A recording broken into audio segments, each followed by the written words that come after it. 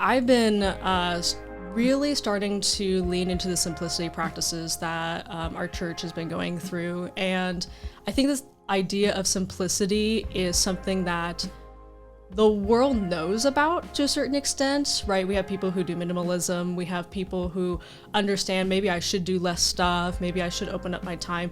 But what's really interesting with the simplicity practice is the whole point of it. The entire point of what we're doing is we're trying to free up our lives to serve God.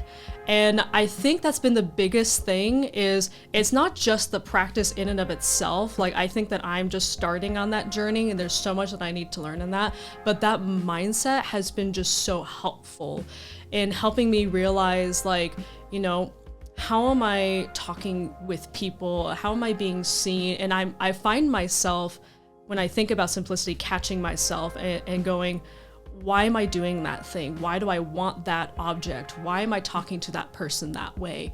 It's really been more, I think, about my mind and my heart matching up to what I'm doing. And I think that's like a lot of the practices. Like, you're going to do them, of course, but there's something about it that, like, you start to do them and then you get to a point where it gets really up in your head and you start to wonder, like, why am I doing these things? Is it helpful? Is it beneficial? What are healthy ways to live? What are ways that I can really give back to the Lord, to live for Him?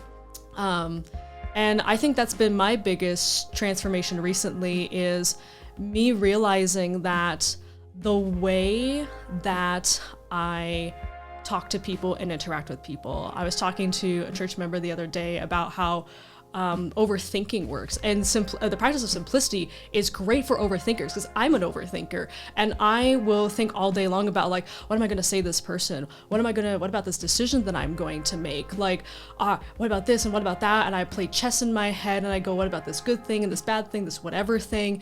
And the practice of simplicity is so helpful to remind me that I don't need to overthink it, because God is in control. He's glorified. He is all powerful. He's amazing. He's a creator of all. And for overthinkers, it causes us to consider stopping, to consider, maybe I don't need to think about all of the what ifs and the what ands and the who's what, like all these different things. And instead, maybe I just need to make a decision.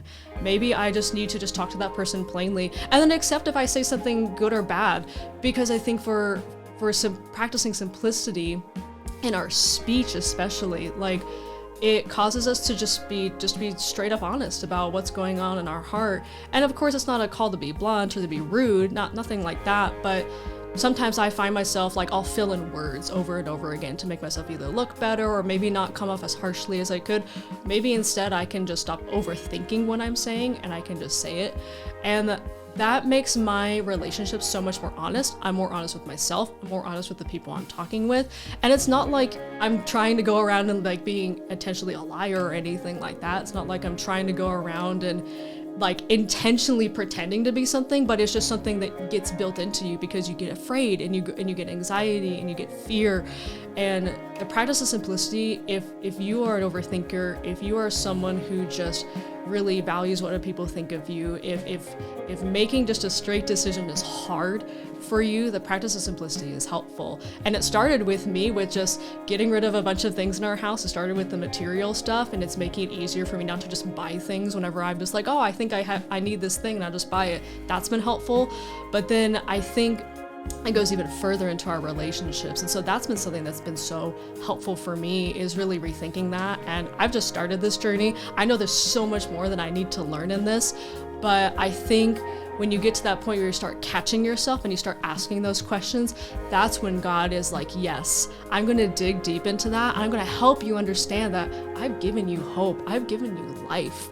And I can help you to live a life that glorifies me and serves others. So I think that's why I really love simplicity. And I think for anybody out there that is like me, you're an overthinker, making simple decisions aren't so simple. I think simplicity can really help you. It's really starting to help me. And yeah, I think that's really, really cool. I've been loving the practice. I've been loving the community. And I hope that I hope that if you're listening to this, that you are encouraged that it takes a lot of time, it takes a lot of patience. It's not something that's just one and done. It's something that you keep practicing, and when you have a community of people too that are practicing it with you, a church body that's also going through these things, it's really, really helpful. So that's my encouragement. That's a bit of my story, and I hope that that's encouraging to you as well.